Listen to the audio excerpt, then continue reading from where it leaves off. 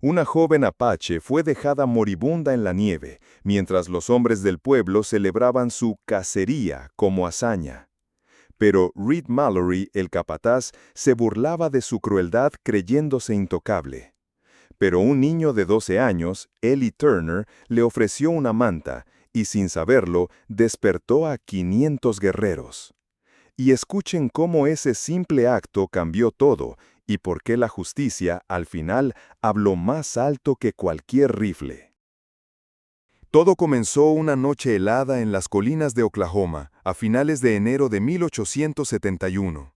El viento cortaba la piel como cuchillas de cristal, y la nieve acumulada brillaba bajo una luna apagada, como si el mundo estuviera cubierto de ceniza. Ellie Turner, un niño de 12 años con mirada seria y manos encallecidas, estaba guardando el ganado mientras su padre dormía. La familia vivía sola en una pequeña cabaña de madera, sin vecinos cercanos, rodeado solo por colinas, campos y el crujido lejano de los árboles helados. La madre de Ellie había muerto de pulmonía 2 inviernos atrás, y desde entonces él cargaba sobre sus hombros más responsabilidades de las que un niño debería conocer. Mientras cruzaba el corral con una lámpara temblorosa en la mano, Ellie se detuvo. Un sonido apenas audible rompió el silencio. Un quejido, débil como un suspiro entre el viento. Al principio pensó que era un coyote herido, pero el sonido volvió, más humano, más urgente.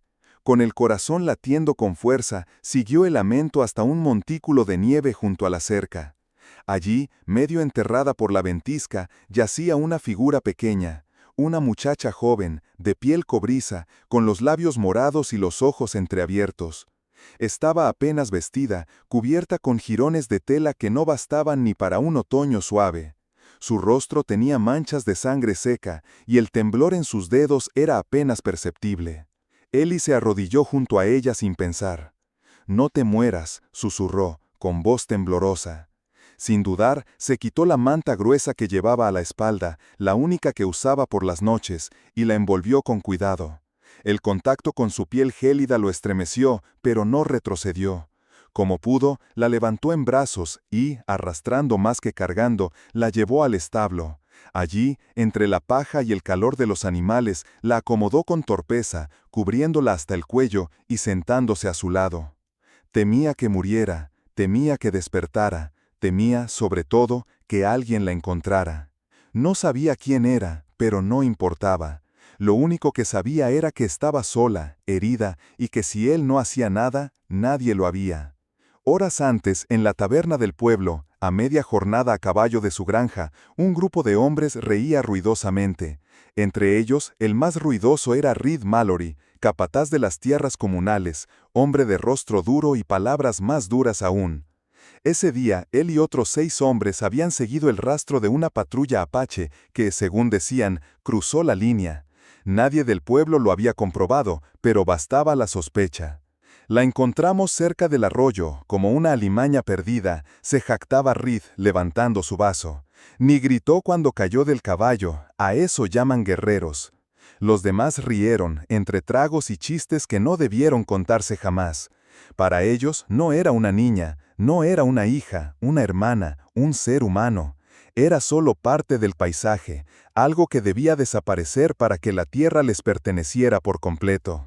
La injusticia no era solo la herida de la muchacha, era la carcajada de los hombres que creían haber hecho lo correcto. Era la tranquilidad con la que dormían esa noche, mientras ella se moría, sola, en la nieve.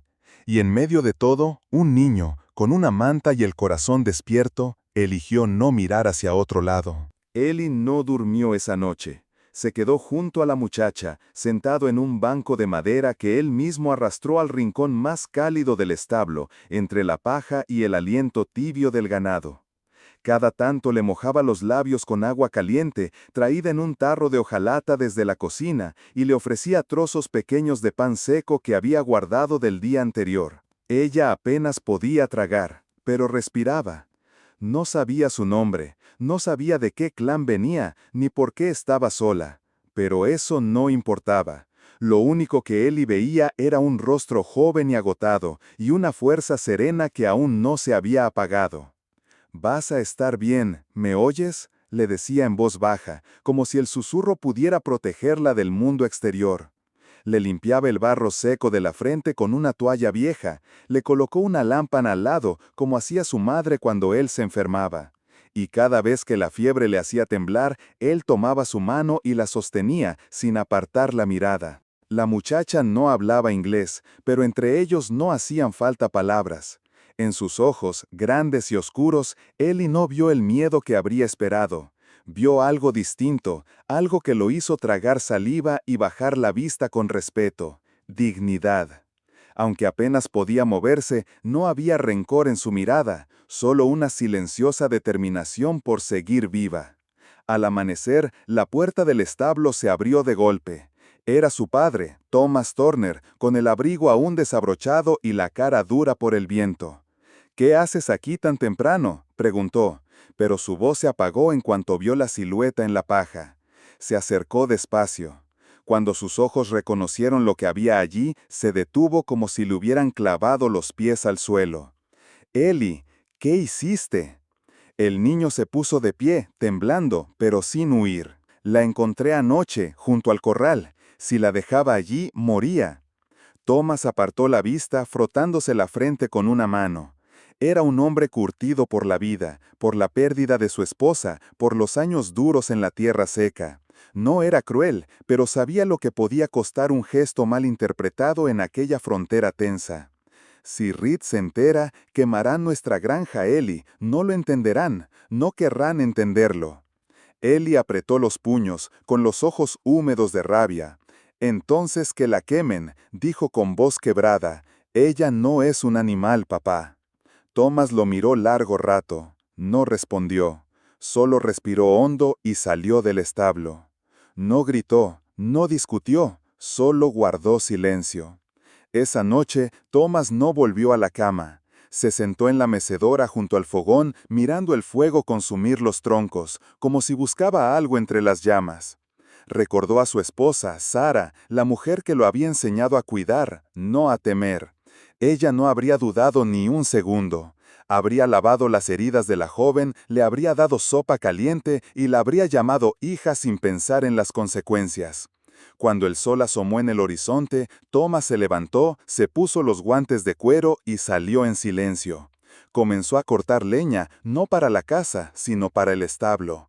Sin una palabra, sin una explicación, empezó a calentar el lugar donde yacía la joven desconocida. Pero ya era tarde. Un vecino, George Harrell, un ranchero curioso y de lengua floja, había pasado temprano por el camino que cruzaba las colinas. Desde lo alto vio humo saliendo del granero Turner. En pleno invierno eso era inusual. Miró un rato con el ceño fruncido y luego volvió a su caballo. No tardó en llegar al pueblo, ni en contar lo que había visto. El sol estaba alto cuando el aire se volvió distinto. Primero fue el temblor bajo tierra, apenas perceptible. Luego un murmullo lejano, como un eco antiguo que venía desde las colinas. Después un trueno, el retimbar de cientos de cascos golpeando la tierra helada como una ola imparable. Ellie, que en ese momento partía leña cerca del establo, dejó caer el hacha y corrió hacia la loma. El corazón le latía con fuerza. Por un segundo pensó que eran los hombres de Reed Mallory, viniendo a buscar venganza por la joven india. Pero no. Desde la cima del valle descendía algo que ninguna palabra podía describir con justicia.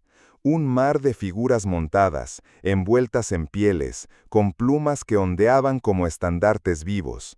No gritaban, no alzaban armas, solo cabalgaban en un silencio solemne, como una sentencia que no necesitaba explicación.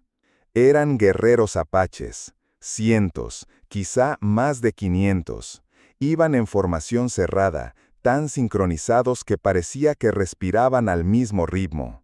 En el centro, montado sobre un caballo oscuro de patas blancas, iba un hombre mayor, de rostro tallado como piedra de montaña. Llevaba una capa de piel de lobo y una mirada tan antigua como la tierra misma. A su lado, llevada con cuidado en una camilla de ramas y mantas, estaba la muchacha que Ellie había salvado, viva, más pálida pero despierta. y sobre sus hombros aún descansaba la vieja manta del niño, ahora convertida en un símbolo.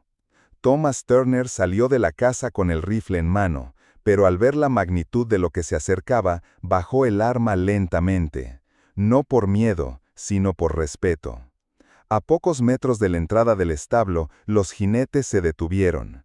El silencio era tan profundo que se podía oír el crujido de la nieve bajo los cascos. Los hombres del pueblo, alertados por el chismoso George Harrell, habían llegado poco antes. Venían con armas, con gritos, con rabia. Pero al ver el cerco de guerreros rodeando la propiedad de los Turners, sus pasos se congelaron. Reed Mallory fue el último en llegar. Llevaba su revólver al cinto, la barbilla alta y la soberbia intacta. Pero al ver el centro de aquel círculo silencioso, su expresión cambió. No de temor, sino de incomodidad, como si de pronto el suelo se hubiera movido bajo sus botas. El anciano apache desmontó sin prisa y caminó hacia Ellie. Detrás de él, un joven vestido con ropas mestizas se acercó. Era el intérprete. «Tu hijo nos devolvió la vida de la hija del jefe», dijo mirando a Thomas con voz firme. «Y nosotros venimos a devolver el respeto que ustedes perdieron». Thomas no respondió, solo asintió, con los ojos húmedos y el rostro tenso. El jefe apache se volvió entonces hacia los hombres del pueblo. No levantó la voz, no alzó la mano, solo se acercó a Reed Mallory, quien había quedado aislado, como una figura desentonada en medio de la escena. Chaska abrió la alforja de su caballo y sacó un pequeño objeto. Lo sostuvo un segundo entre los dedos y luego lo dejó caer a los pies de Reed. Era una medalla de campaña, del ejército, oxidada por el tiempo. Una medalla que, según los rumores nunca confirmados, Reed se había apropiado años atrás tras una emboscada a un grupo de jóvenes indios desarmados. El silencio fue como un juicio. Nadie dijo una palabra, ni el más cobarde ni el más valiente. Chaska miró fijo a Reed y con voz profunda dijo en su idioma. El intérprete tradujo, sin adornos. «No venimos a matar, solo a mirar de cerca al que se hace fuerte contra niñas». Mallory quiso responder, pero la mirada del anciano lo redujo al silencio. Entonces, como si el viento hubiera cambiado de dirección, los jinetes comenzaron a retirarse uno por uno. Lo hicieron en calma, sin apuro, dejando tras ellos un silencio aún más denso que su llegada.